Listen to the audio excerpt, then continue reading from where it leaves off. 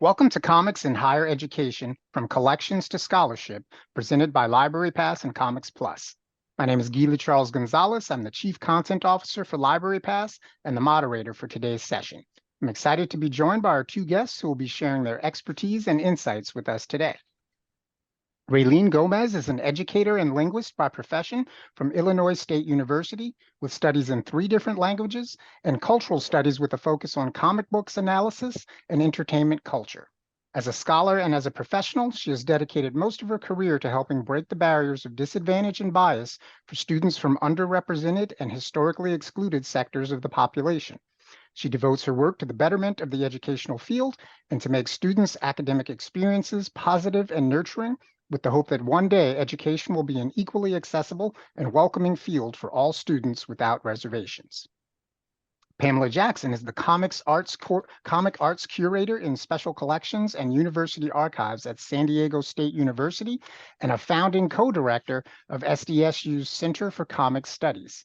She co-champions the Comic and Social Justice Initiative, one of the SDSU president's big ideas, which explores the power of comics to critique the world around us, develop empathy, embrace our differences, and call people to action for positive social change.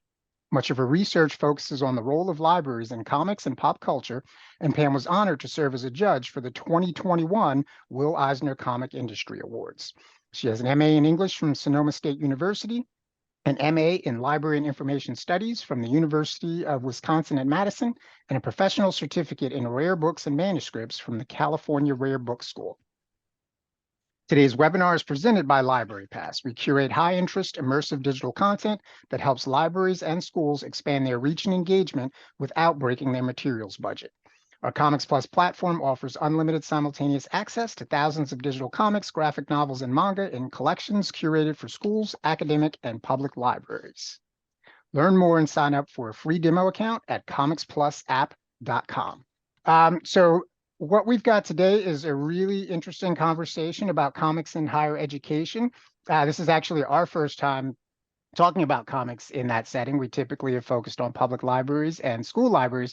So I'm really excited to not just engage in this conversation, but I'm going to learn a lot because I know not much about comics at the college level. And we've got 2 excellent panelists with us today who are going to share their expertise with us. They've got a couple of presentations that they're going to give. But before we jump into those, first let's meet you. So we've done the impressive bios, but let's get a little more personal. Starting with Pam, let's talk about comic-specific experience that, and let's go because you do a lot in comics currently. You're Eisner Judge. What's an earlier formative experience that kind of turned you into the comics academic you are today? Sure. So my early experience with comics was actually through comic strips and specifically the Sunday newspaper. So back in the 70s, Sunday newspaper came. It was the full color comic section and we fought over it. So, and I was the youngest, so I always got it last, but I think I've shown them. I'd say that was my formative experience with comics. It was more comic strips than comic books, and I got into comic books a little later. Cool. All right. And Raylene, same question. Where give me a formative, whether early or late, comics experience. Yeah, so for me, so my first experience with comic books was I used to love Power Rangers growing up as a kid, as evidenced by the posters in the back. And I remember one time, so I'm adopted, and my family took me to have some like lunch dinner at McDonald's, and they had Power Ranger comic books with your Happy Meal. I was like a little kid. And I was just like, oh my God. And I love the format. And ever since then, I kind of just dedicated to like finding more fun stuff out of that world. I did my doctoral dissertation on One Piece, which is a big piece of manga nowadays. So I've always been obsessed with this field and I absolutely love it. Awesome. So it's interesting, both kind of experiences, early experiences that are not as easy to replicate today. Comic strips still exist. Most kids aren't reading the newspaper. Most newspapers are not landing in people's homes anymore. And I don't think a Happy Meal has had a comic probably in at least 20 years. All right. So before we jump into your presentations, the one thing just for context for everybody, I tend to generically say comics to represent all comics. Sometimes I'll slip in comics and manga as a reference point. Graphic novels for me is a format term, even though the industry has turned it into its own kind of type of comic. But just for our purposes, when I say comics, I mean the broad medium of comics that includes manga and the graphic novel format, as well as comic strips. So just a little context there, because every now and then that generates some questions. So let's start. Oh, Same. cool. Okay. Yeah. So let's start off with each of our panelists has a presentation that they're going to take us through before we jump into some conversation and some audience Q&A. And so we're going to start with Pamela. So give us a second to get the screen share set up, and then we'll get going. So I'm going to talk about from curriculum to from collections to curriculum at SDSU. What prompted the development of a comics curriculum at SDSU? And the short answer to that is our library collection. We did have a few classes using comics, but it was really the collection that jump-started our curricular efforts on campus. And if you're a librarian, you know that that's a big deal. That's pretty cool to have your collection be what starts a whole movement of curriculum on campus. Here's some pictures of collections in various disarray of processing. Prior to 2012, the SDSU library held a small collection, mostly of underground and independent titles that we rarely added to. We had, I'd say, approximately 1,800 single issue floppy comic books in the collection, and probably another 1,000 or so comics that were in book format, so graphic novels and other collected editions. And in 2012, we started an oral history project to document the history of the founding of Comic-Con, which added archival collections about fandom, and then we began seriously collecting comic books. It's a nice tie-in here in San Diego. So now we have more than 120,000 published comics in all formats, including digital, in addition to ephemera and archival collections. Here are some of the collection strengths in terms of the types of comics, the time periods, and some of our larger named collections. In developing the collection, I wanted to be sure, because backing up a bit, I was lucky enough to come in at the time where there were only the 1800s. So I got to develop a lot of this myself, which is awesome. But in developing this collection, I wanted to be sure that I was amplifying marginalized voices, and I wanted to make sure that the library had materials that could support a lot of diversity, equity, and inclusion. Because so much of our overall curriculum at SDSU examines social issues, I always pay special attention to collecting comics that celebrate and complicate diversity, representation, and that document the human condition and shed light on social issues. In terms of where our comics live in the library, we have comics in multiple locations, with the majority of them being in our special collections. This makes sense for us, but it's also brings about some limitations. It's difficult to host large classes. So if like 150 students want to come into special collections at the same time, something like that can be difficult. But it does make sense for preservation and longevity of the collection, especially when these are short print runs or, you know, the floppy single issue comics in print. But it is a barrier to access.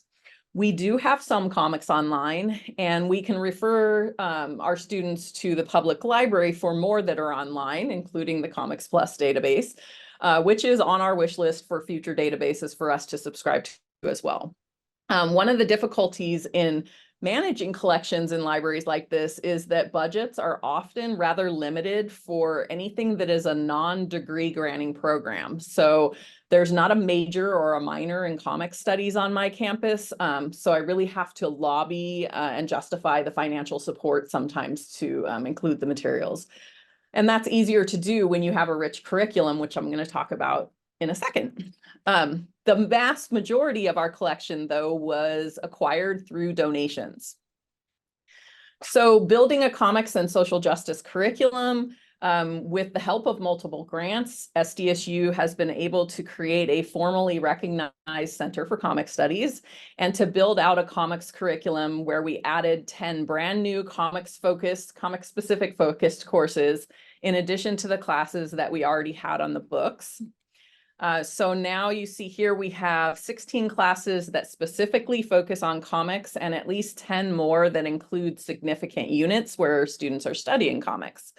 The majority of our classes are in the College of Arts and Letters, but they're all in different departments, which is kind of a big deal. So comics here are not siloed into either art or English, which tends to happen a lot sometimes.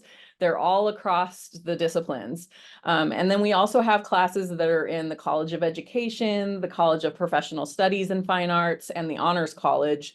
And we're looking and we're always trying to find new faculty to pull in to build classes for things like graphic medicine in the College of Health and Human Services, and things in science and engineering that could look at like bioengineering and the crossover between science and, say, superhero technology, for example.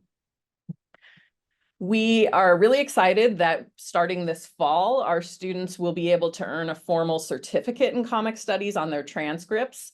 Because comic studies is so interdisciplinary and no one department owns the comics on campus, it's a bit more difficult to offer the minor. So this is a way that we can do that and have student work in comics formally recognized.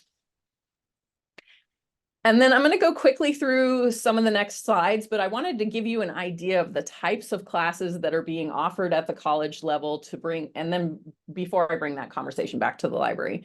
So History, English 157, it's a cross-listed course. That's our foundation course that teaches students how to read and analyze comics. We have classes on Black representation in comics, LGBTQ and Chicanic identity and storytelling in comics. There's a course on the rhetoric of comics, which looks at how comics and the language in comics are used to persuade people, which ties nicely into, of course, Cold War propaganda in comics. So some of these can play off each other nicely. We have a class that looks at race overall in comics. So not one particular race, but overall looks at comics and race, and a Japanese culture and manga course in the history department. We have a new class that's going to be offered for the first time this fall that's looking at environmentalism in comics, and also another new one that's going to be offered for the first time looking at various world religions through the study of comics. And then there's a course that teaches future K-12 teachers how to use comics in the classroom, which is pretty cool. And then finally, an art class in the comics department where the students who take this Art 215 class will write a comic, a 2-page short comic. They can do the whole comic themselves if they want, but they just have to write the story. And an illustration class will illustrate their story and put out an annual anthology called Word Balloons of Student Art. And some of them have been really successful and gone on to be published elsewhere in other literary magazines. So bringing that back to the library, as a librarian, how do you support these kinds of classes? So there's a movement that's called critical librarianship that views information professionals as advocates for human rights and social justice. So I frame what I do as a professional using all the values you see here on the screen. So this is what I try to bring to my everyday work life. Specifically, what do? I do all the usual things that an academic librarian in special collections does. I teach classes about research and our collection. I curate exhibits and displays. I manage the collection overall in general, do all the collection development, preserve it, all of those things, all with an eye toward challenging our students to think about the social issues as they're reflected in comics. And this is some of the types of assignments I'm seeing in these classes and the sample research questions that I then get from students. So you can see here they range from the standard term paper and the like to things that are tech-heavy digital humanities-based projects, things like creating a digital timeline of how comics have changed over time, for example. I think my favorite on the left, my favorite type of assignment, this one's really cool, to create a new character or plot line to add to a published comic that would influence the story. So the students will read a published comic and then say, well, what's missing from this? What would I add to this story? How would I change things? And so, for example, this is, I think, in the environmentalism class, they might read something and say, well, how can you apply things that we want to change about climate change and add that to this story? So that's kind of fun and creative for the students. All of these assignments, of course, lead to research questions, and this is where I spend a significant amount of time working with students. Not every student who takes comics courses is a nerdy superfan. In fact, many have never even read a comic, but think that the class sounded really cool, and we want that. We encourage that. That's what we're here for. That's awesome. Comics research, though, if you are a comics researcher, you know it's a little difficult. Library catalogs have not always provided the level of detail needed to mine certain topics and figure out which comics to use on that topic. So two examples that I thought were pretty difficult. One of them was representation of the Black household in turn of the century 1900s comics. And that requires a pretty deep understanding of racism, publishing, and representation at the turn of the century. And the fact that it was comic strips that were being published at the time. So you're not going to find a graphic novel on that topic, for example, or you're not going to find a superhero that fits the bill there. Then students will say things like they want to find depictions in comics of topics like, I need depictions of book banning, homophobia, human trafficking. If there's no cataloging record that has used those kind of subject headings and keywords or tags, and no one else has made a list of which comics to use for those depictions, students are going to struggle. And so cataloging for our, we use in academia, we usually use LC cataloging, Library of Congress cataloging. It's getting much better, and we have a group of librarians who have been dedicated to beefing up those standards for cataloging comics and really enriching those cataloging records, and that's helping a lot. We're not quite there yet to this level of detail to say what comics are going to look at drug use, you know, that kind of thing. So I do a lot of helping, considerable amount of time helping students identify characters, series, and specific issues on their topic. And then also I do this with teaching faculty because they're not always super fans either, but they want to teach comics or they want to use comics, right? So for their overall course topic, I usually do a like reader's list for them so that they can help figure out what to use in the classes. It's a balancing act between showing students how to do this aspect of the research themselves, or having the student focus fully on the learning outcomes for a given course. And so an example there would be, I often create cheat sheets for specific classes to provide them with a list of comics that are going to work for the topics they're using in that class. So for example, there's a class here that was looking at nationalism in comics. And then there's another class that is actually about ancient Rome. And the focus of the class is not comics. So they're doing a unit where they're doing comics that depict ancient Rome, but we don't want the students to have to spend an exceptional amount of time trying to figure out which comics do that. So just, you know, providing the cheat sheet in that example. And that is my overview of what I do. That's great. Before we jump to Raylene, two quick questions. The archives, you noted they're open for public research, like Yes. students or public? Anybody can? Yes, Really?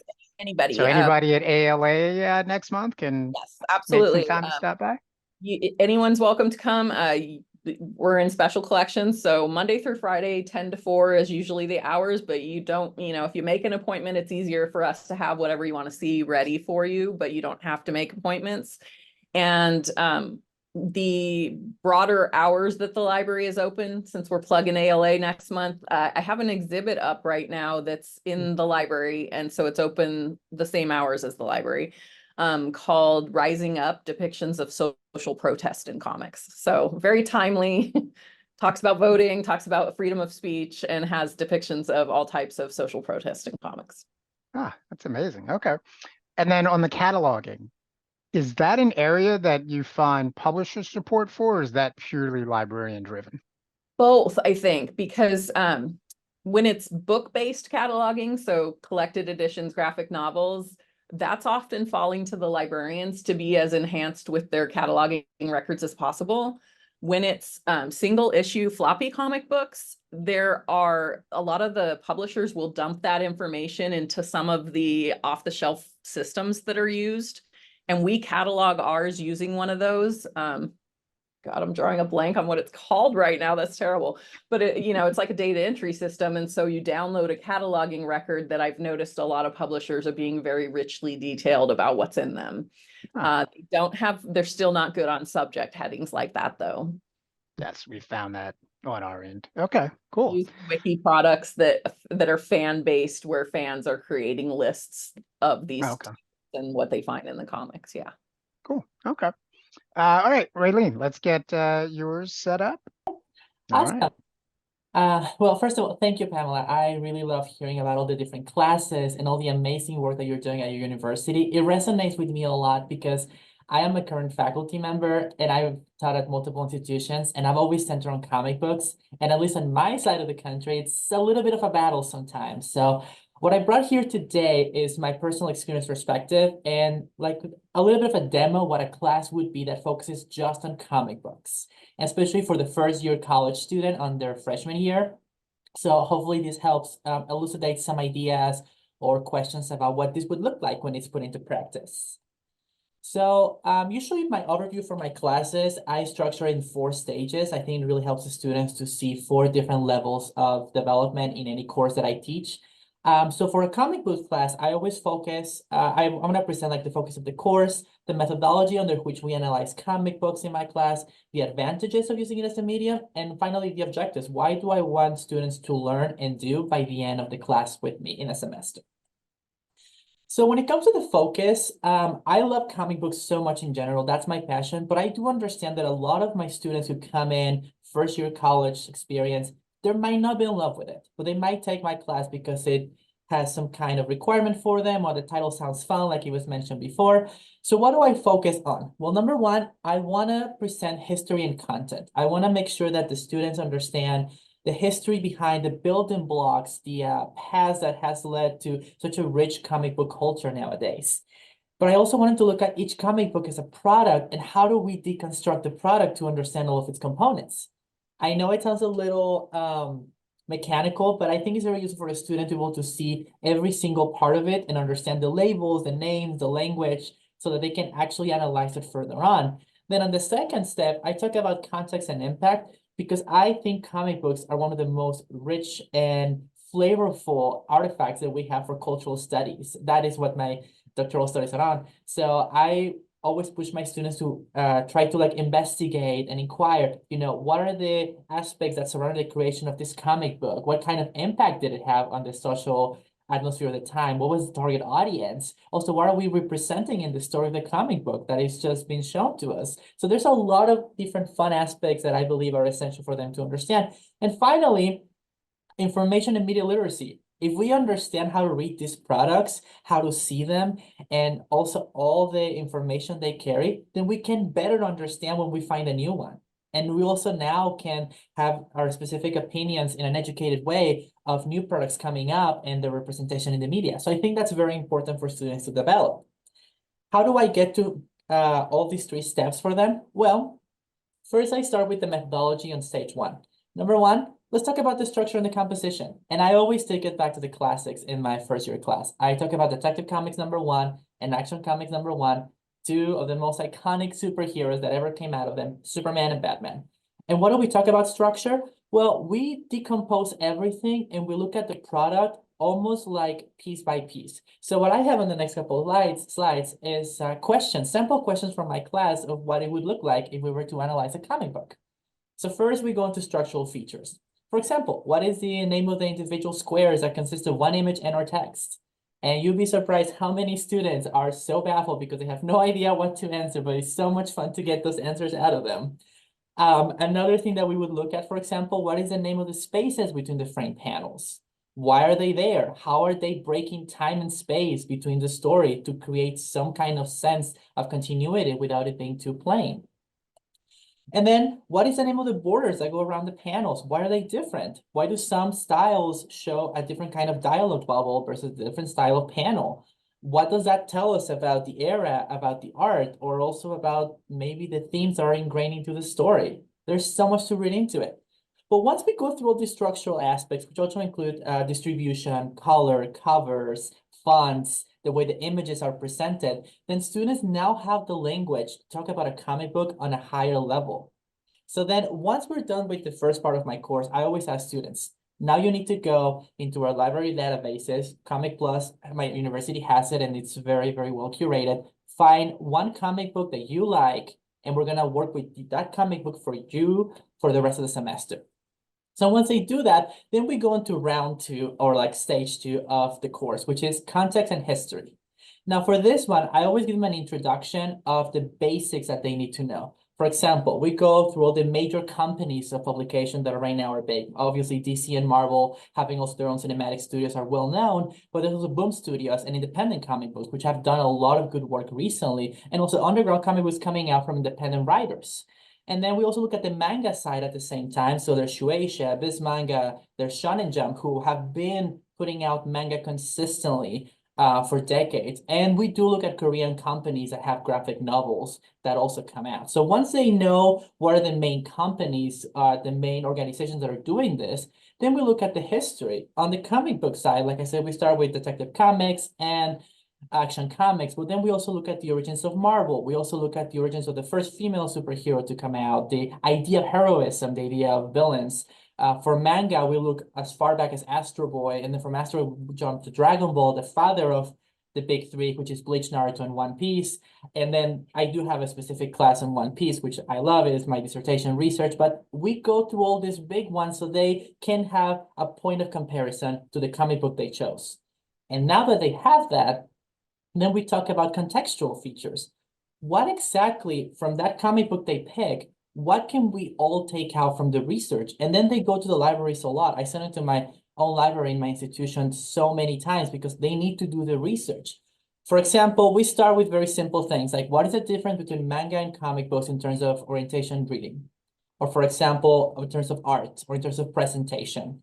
Then we also talk about how is all of these different ideas represented in a comic book: gender, gender identity, race, ethnicity, social class, education level, religious affiliation, able-bodiedness, to just put a couple of examples out there. I always tell students, even if you pick one single comic book, every character might be different. It might be a whole compendium, a plethora of identities. How do we take those into account when analyzing the whole context of the comic book? That is a very fun part. In fact, there's a couple of exercises we have in class where I ask students like, well, what if you flip one characteristic of the main character? How much would the story change? What if somehow Superman went from being white presenting to now a black presenting character? What if we took Batman and now Batman, we flip it to a female character? Or what if we took, for example, one that I love, Wolverine, and we make Wolverine extremely religious affiliated and have all kinds of allegories on him? And the students love that exercise because they have to write to me, like in a paper form, how would that look like? How would that change the impact and the essence of the story? And then once we know that, we go back to the original version and we understand now why it is so important to know those aspects. And then finally, I always ask them, like, what is the target audience? We are talking about cultural products that have been created. Who are they meant to go to? And at the same time, when they were created, what was the atmosphere of the time? What were the set of social, political, cultural circumstances that were around that created this comic book and that influenced it? You know, when we talk about X-Men, we cannot talk about them without understanding they're a metaphor for the civil rights movement that was going on at this time in the country. When we talk about Black Panther from Marvel too, like, you know, the representation, the political association. Wonder Woman, the first couple comic books that she was in, it was heavily sexually charged, even though it was meant for children. So there's all of these different aspects, and I always push my students, go and find that. Go analyze it, get the research, because that's how you will better understand what we're talking about. Again, comic books are so rich. So then what happens after that? Then we get into the message of question, quality, and opinion. So basically, now that you know all the aspects surrounding it, you know the structure, you know all the parts, is it good or is it bad? And if it's good and it's bad, why? You have to sustain it. So then I do make this differentiation for them. And again, they're first year students. Is it good because you like it, or is it good because you can sustain with a different reasoning why it's good?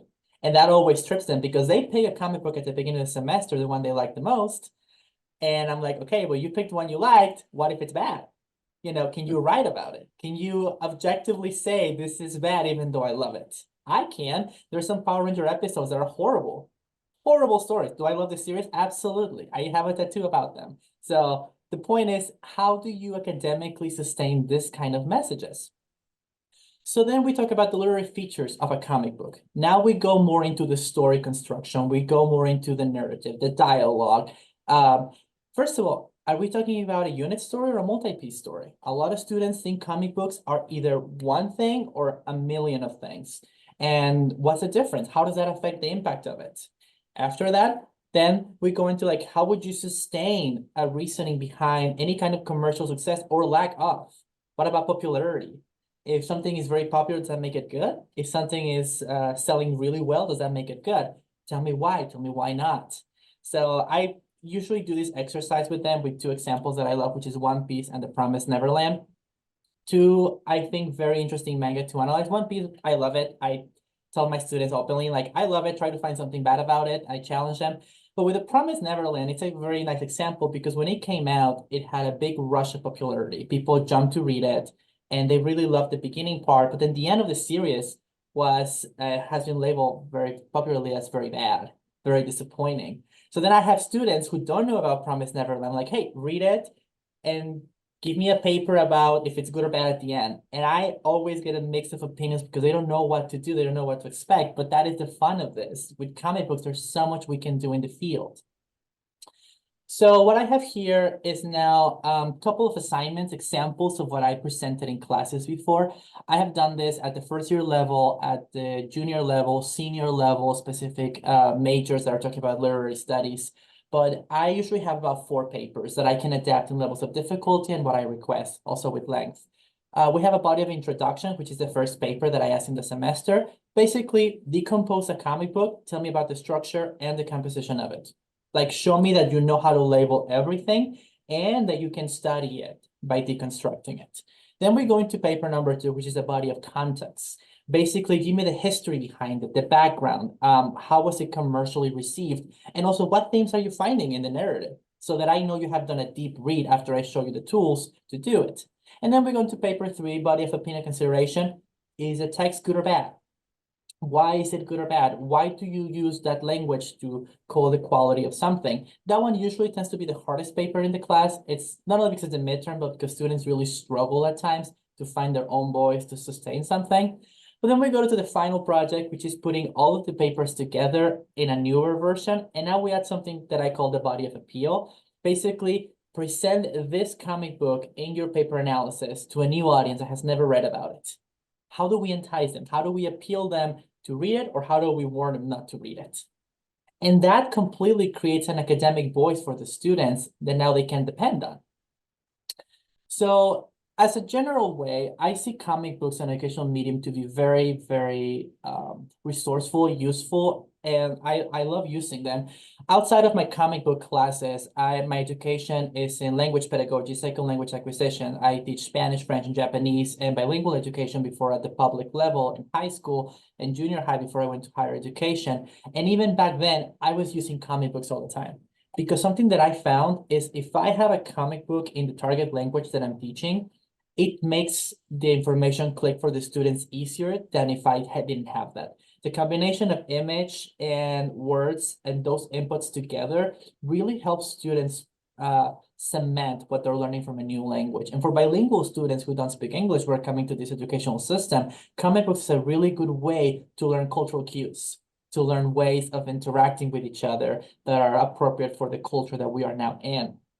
Now, for the higher education aspect, I believe comic books can lead to any of these 4 aspects in such beautiful ways. Visual literacy, we're looking at panels, art, cover. A lot of my students in the freshman year who are going to be art majors, who are going to be marketing majors, who are going to be design majors, they love looking at comic books from the art perspective. And I get a lot of papers analyzing the beauty of the covers and all the variants that we could have. For information literacy, we talk about the narrative, the character, the representation, basically all the specific aspects that construct a story. Historical knowledge, they have to do a lot of research on the background, on the cultural context, and that makes them more savvy to use the resources and the libraries that we have. And finally, cultural knowledge. I am a cultural studies academic, so I always like to pass on to my students, how do we understand media and pop culture, and how do comic books play into that to build our own perception of our society? Because being an entertainment medium, being a product that's being sold so widely across the country and the world, comic books hold a lot of power. I mean, you can see just the major companies like DC and Marvel who went into having cinematic universes, and now their movies are extremely popular. Like, see how products evolve, advance, and create more aspects of our culture in media, and that tells you how impactful something is. I think together they're all comprehensive of the development of an academic voice because students didn't know how to talk about it, and they love now being able to intellectually understand the things they love the most. So this is an example of a class that I would do on comic books that I have done many, many times before. And I hope that my little piece of knowledge can be helpful for anyone who would love to go into comics too, because it's such a beautiful field. So thank you. Thank you, Raylene. Let's get set. Okay, so two quick questions that popped up for you, Raylene. And also, Pamela, this first one for you as well. So we talk a lot about Western comics and manga. Somebody asked about European comics. So Raylene specifically, where do European comics, if at all, fit into your course coverage? So yes, I've actually gone into a couple of titles before. I've noticed some differences when it comes to European comics. Most of it is language availability. So manga being a product that comes directly from Japan to the United States, it's usually translated very fast, and there's companies that do that. So I have an English version available. And then for comic books that are created in this country or by the companies here, they're already in English. For some European companies, it takes longer, and there's also certain issues with getting the translation done. So for accessibility, I just rely more on either manga or comics from this country. And Pamela, from a collections perspective on your end, how did you see similar challenges? Some similar challenges. We mostly collect in English, but we do have tons of other languages. We have comics in Georgian, Italian, French, so we do have those. And they are used and also enjoyed by those in the language arts departments because they are always happy to have something that will help teach in a native language. So we do have that, yeah. Oh, all right. And then Raylene, a very specific question for you. Mhm. Who's your favorite Power Ranger?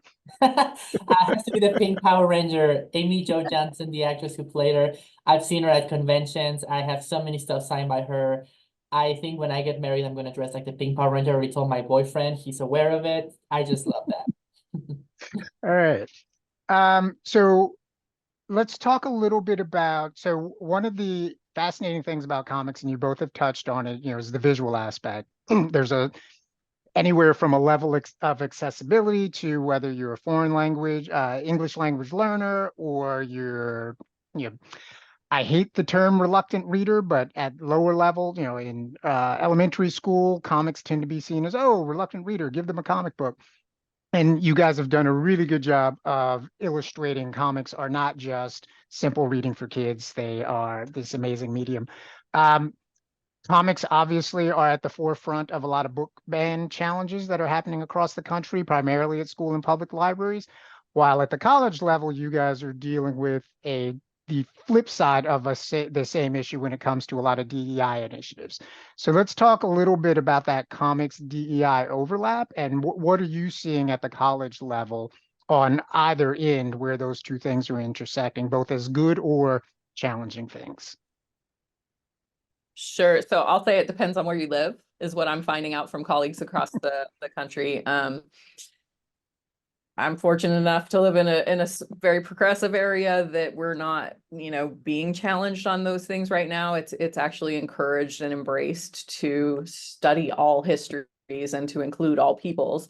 But yeah, there are other colleges that are starting to feel the pinch the same way that the public libraries and school libraries are. So it's not a given that these are not going to get, we don't have book challenges where you take things off the shelf in the same way, but we have situations where, people might protest or be upset or dox a professor or a donor might get mad and say, I'm not going to fund the college anymore because you're doing this. So those are what we're dealing with.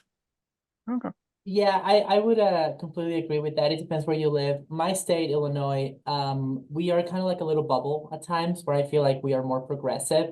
But I am one of the directors for diversity, equity, and inclusion for my university. And some of the challenges we see is that now the content that's been brought to classrooms is been starting to be questioned, especially in private universities, before we go to like public ones.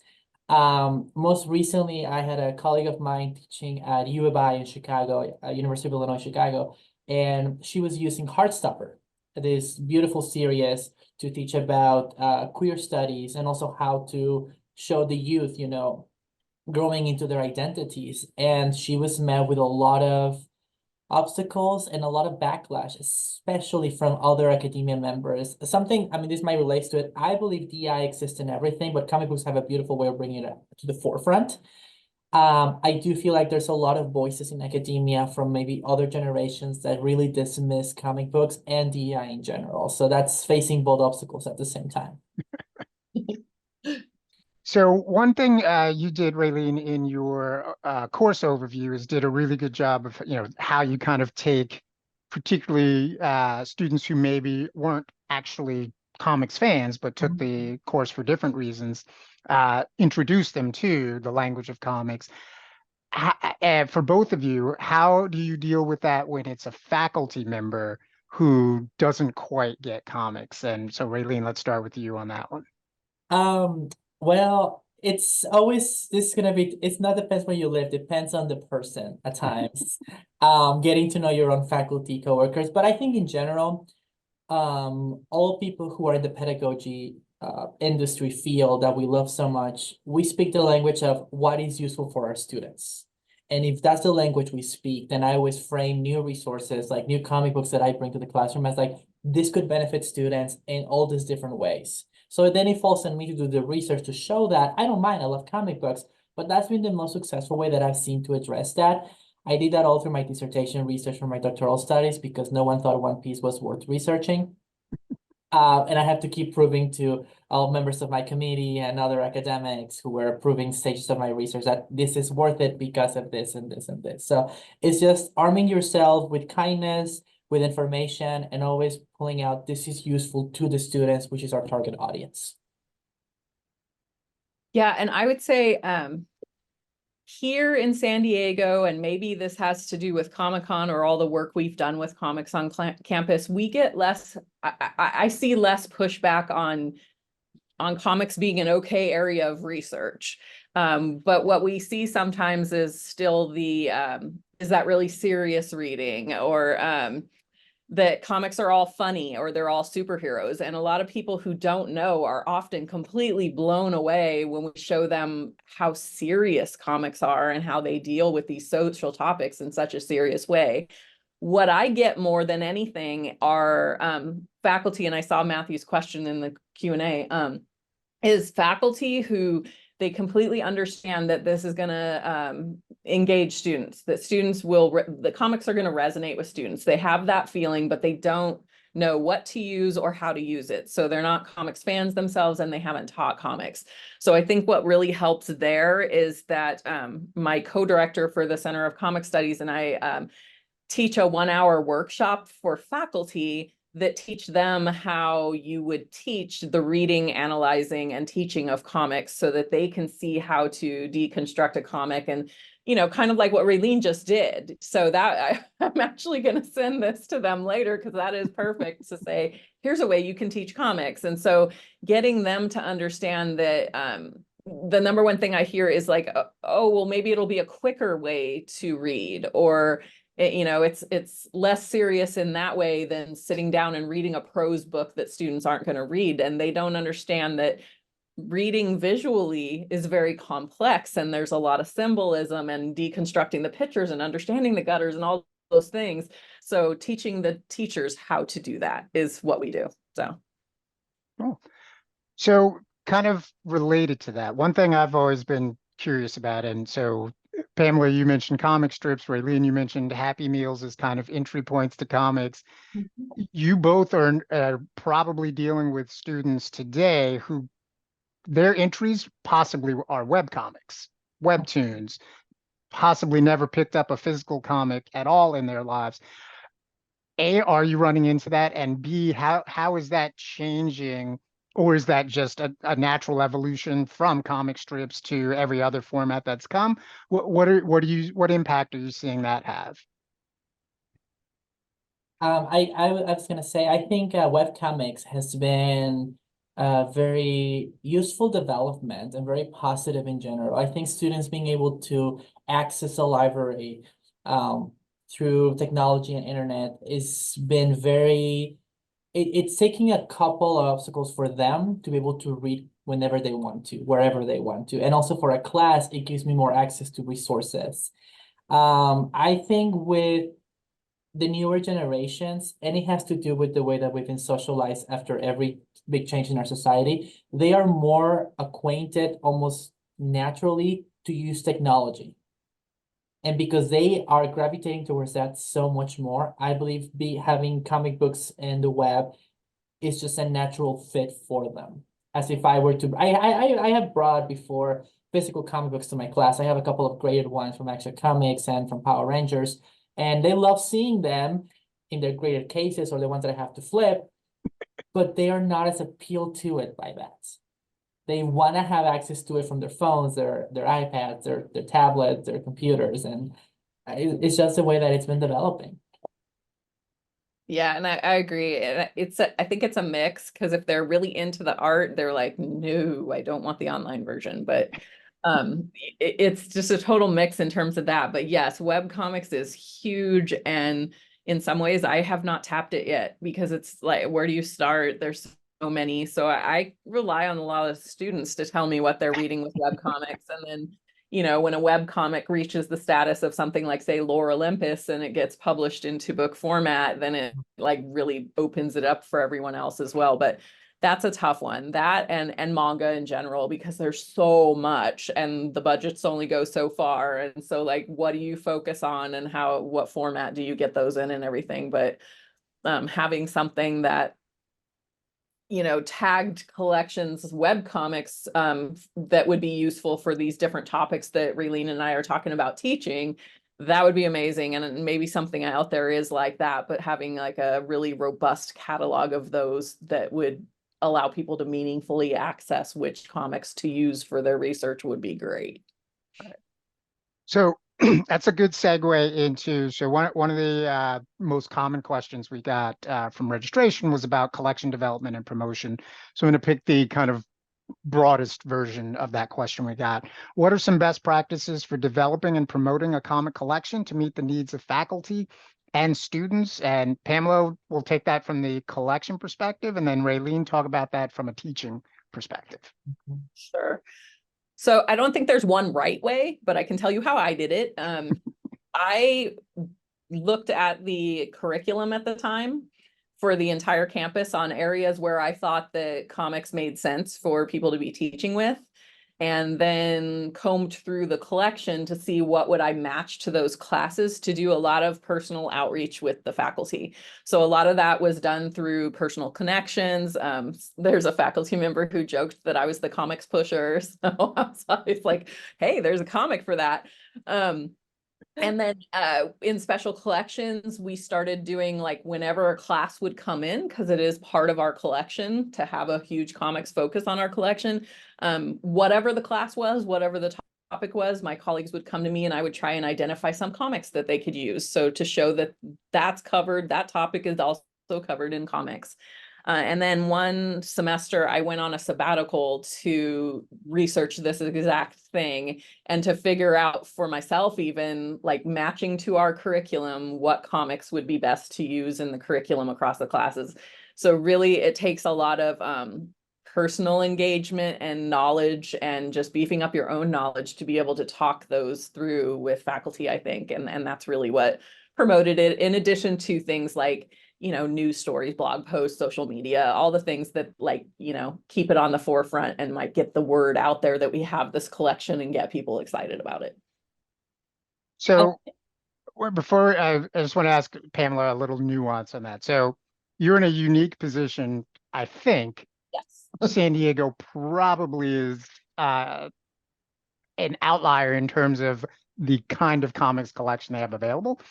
What would you say to a librarian who's not doesn't have the comics background you have, but does have the need for comics and clearly wouldn't necessarily have the collection you have. What are some kind of basic steps that you might recommend for someone in that kind of position who Yeah. sees the need, but maybe doesn't have the level of access?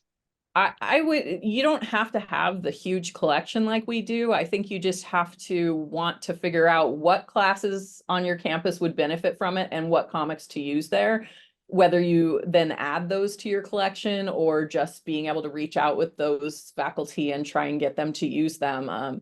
Putting together a little like guide that says, here's how you can teach them here, you know, making sure that they have the support they need, because that I think is going to be a number one thing in most cases. A faculty member who's already a fan of comics and teaches with comics, they know what they're doing, but there's a lot of faculty who don't know how to do that but would like to. And so that's where you come in, and that's sometimes a different role for librarians, because you're not just talking about the collection, but you're basically teaching the faculty pedagogy of how to use a comic and how to teach with a comic. So those things. And then I think just gathering, there's a lot of comics communities for librarians. So the ALAG Graphic Novel Roundtable, Comics Roundtable, there's a Comic Study Society has a research librarians cohort. So there's a lot of support systems where those of us who do this work are out there and can help and push people to resources to help make this more possible. Cool. All right. And so, Raylene, before you answer, for context, because you've apparently taught this in different schools, you haven't done this in one school. What has been the variation in comics collections you've had access to at different schools? Well, it's been quite different. So I taught at Illinois State University, before being at Illinois Wesleyan, and they have a very vast collection of circus comic books. Oh. That is what their collection is very big on. It's all about different comic strips from the times when circus was created and went around the country, the United States, and also part of Europe. When I was at other institutions, I saw comic books that related specifically to Native American history. Then I saw a collection that was comic books all about women in comic books. It's been very niche and siloed at times. I'm envious of San Diego State for having such an amazing collection. I really want to go visit now. I think I'm gonna book a trip. But other universities, if they get a collection, it's a special collection, a specific topic, and it's not easily accessible for students because it's more like a historical record as opposed to an easily accessible resource for any class. That's been my experience. And I think that as a faculty that has prepared me and given me the experience to know that I have to build my own resources and know what curated list of issues I have to bring to my classes every time I teach something like this. I always start with, with the big titles, obviously, for both manga and comic books, the most popular ones, because I think it's important to note there's a reason why they're so popular. And then I go more into the obscure ones or the underground or independent once we get further into the course. Once my students have the language and the vision and the specific knowledge to know about comic books, then I can show them more titles that are not well known, because then they can appreciate them in a different level than if I just started with that. Cool. Okay. So the other one I wanted to make sure we got to, and this is almost kind of a good segue. So how do you gain buy-in from faculty who disapprove of comics in academic settings? And what language or strategies would you suggest in dealing with them? And so Raylene, as an instructor who has kind of, I know with us, you pushed Comics Plus into your college library as opposed to the librarian. How do you talk to librarians to convince them that comics are a valuable addition? And then also dealing with possible colleagues who might question the value of your course. Yeah, so every time I've taught a class on comic books, I've always asked the library. There's always a librarian assigned to my specific field, and also depends on the years. I always ask the librarian that I work with, like, how can we get all these databases that I know are amazing to be available for students? Like, how can we make that happen? And I always push it in a way like I want my students to also learn about the resources of having a library. I think a lot of students go through public education, higher education, without knowing how much of an amazing fountain of knowledge we have available by just going to your library. And I love to push that on students, like, you have to go. So I always pitch it as a symbiotic relationship. It's like, hey, you get this from me, then I want to take my students to the library and they're gonna have to do a little research, and together we're gonna make it happen. I also like to bring donuts to my meetings. People really love that. So just different strategies. It's all about the benefit for the students, and I also love Dunkin' Donuts. So yes. Nice. All right. Pam? And I really like to hear that, like, I think that we're allies. So it helps to get things into the library, because sometimes it is, you'll find a librarian who's resistant. But more often it's that we're like, we know we can't get the budget for this or something like that, right? And it really helps to have that partnership with the instructional faculty who can help put the words together to say, this is why we can justify this expense, and this is how this is going to impact the students in such a positive way. And I think for faculty who are resistant to comics still, or colleagues, is pulling out some of these examples, the things we've talked about today. Look at syllabi from other universities if your university is not teaching comics yet, and pull some of the language out of there and say, like, this is the kind of thing students are learning with this. So it is really serious engagement. So I think that helps too. Ooh, all right. So we got one in the chat. I'm going to ask this verbatim because I'm going to assume one of you will understand this. This is definitely too academic librarian for me. What are the range of options and practices to provide readings in class, purchase, reproduction, LMS, for example, Blackboard, distribution, library loans, etc.?